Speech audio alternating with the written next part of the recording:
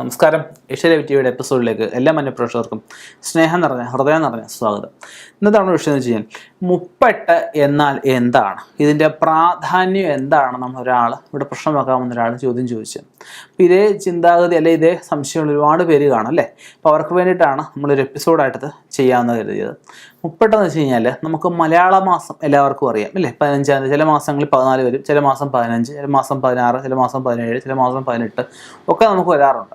ഒരു ഇംഗ്ലീഷ് മാസം എന്ന് വെച്ചാൽ 2 മലയാള മാസങ്ങളുടെ പപ്പാതി ചേർന്നാണ് ഒരു ഇംഗ്ലീഷ് മാസം എന്ന് വെച്ച് കഴിഞ്ഞാൽ. അപ്പം നമുക്കതിൽ മലയാള മാസം ആരംഭിച്ച്, അപ്പോൾ ഉദാഹരണം ചൊവ്വാഴ്ച ആരംഭിച്ചു, അടുത്ത തിങ്കളാഴ്ച വരെ ഈ 7 ദിവസത്തിന് ഇടയ്ക്ക് ഉള്ള ദിവസങ്ങളെ, അപ്പോൾ നമുക്ക് തിങ്കളാഴ്ച 1-ാം തീയതി ഒന്നിരിക്കട്ടെ, അല്ലെ ചൊവ്വാഴ്ച 1-ാം തീയതി ഒന്നിരിക്കട്ടെ. അപ്പോൾ ആ ഒരു ചൊവ്വാഴ്ച അത് 30 ചൊവ്വാഴ്ചയാണ്. മലയാള മാസത്തിലെ ആദ്യത്തെ തിങ്കൾ, ചൊവ്വ, ബുധൻ, വ്യാഴം, വെള്ളി, ശനി, ഞായർ, ഇതിനാണ് ഏറ്റവും പ്രാധാന്യം. അപ്പം ചിലർ ഇങ്ങനെ 1-ാം തീയതി തിങ്കളാഴ്ച വന്നിരിക്കട്ടെ, നമ്മൾ ആ തിങ്കളാഴ്ച എടുക്കത്തില്ല, അന്ന് 1-ാം തീയതി ആയിട്ടേ കണക്ക് കൂട്ടത്തുള്ളൂ. അത് കഴിഞ്ഞ് വരുന്ന തിങ്കളാഴ്ച ചിലപ്പോൾ 30 എടുക്കത്തുള്ളൂ. അങ്ങനെയുള്ള സമ്പ്രദായവും ഉണ്ട്. ഈ 30 എന്ന് വെച്ച് കഴിഞ്ഞാൽ അതാ ഓരോ ദേവതാ സങ്കല്പങ്ങൾ അല്ലെ ഓരോ ദിവസങ്ങൾക്കും ഓരോ ദേവന്മാർ അതിദേവനായിട്ട് നിൽക്കും, അല്ലെ ഓരോ ദിവസങ്ങളും ഓരോ ദേവന്മാർക്ക് പ്രാധാന്യമുണ്ട്.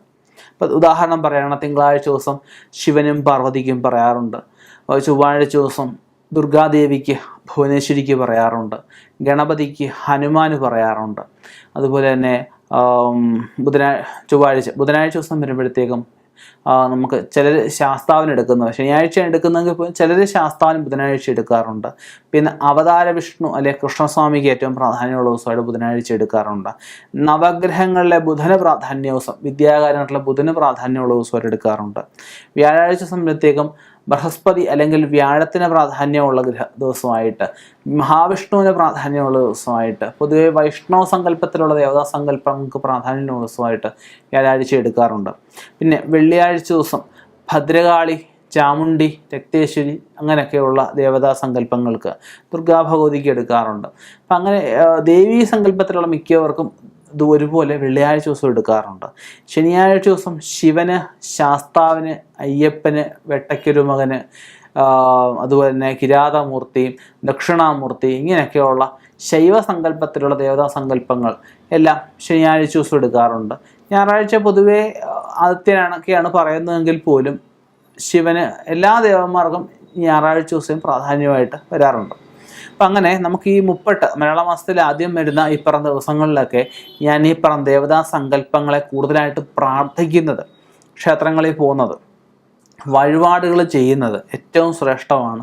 ഈ 30 വെള്ളിയാഴ്ച, 30 ചൊവ്വാഴ്ച, 30 ഞായറാഴ്ച ദിവസമൊക്കെ വ്രതം എടുക്കുന്നത്, ഉപവാസം എടുക്കുന്നത് നമുക്ക് ആരോഗ്യ ഗുണങ്ങളെ, നമ്മുടെ മേധാശക്തിയെ വർദ്ധിപ്പിക്കുകയും നമ്മുടെ തേജസ്സിനെ വർദ്ധിപ്പിക്കുകയും അതുപോലെ നമുക്ക് വന്നു ചേരാൻ ദുരിതങ്ങളെ വഴിമാറ്റി വിടുകയൊക്കെ ചെയ്യുന്ന ഏറ്റവും സഹായമായിട്ട് അവസ്ഥയാണ്. ഒരുപാട് ദുരിതങ്ങൾ അനുഭവിക്കുന്ന വ്യക്തികൾ ഈ 30 ശനിയാഴ്ച, വെള്ളിയാഴ്ച, ഞായറാഴ്ച ഇങ്ങനെയൊക്കെയുള്ള ദിവസങ്ങളിലൊക്കെ വ്രതങ്ങൾ അനുഷ്ഠിച്ച് അവനവൻ്റെ ഇഷ്ടദേവതകളെ പ്രാർത്ഥിക്കുന്നത്. ഇപ്പോൾ ഉദാഹരണം, ഒരാൾക്ക് ദശാകാലം ദോഷമാണ്, അപ്പോൾ ആ ദശാകാല മൂർത്തികളെ ഭജിക്കുന്നതൊക്കെ ഏറ്റവും ശ്രേഷ്ഠമാണ്. അപ്പോൾ എന്തായാലും ഈ 30 വ്രതം എല്ലാവരും എടുക്കാൻ ശ്രമിക്കുക.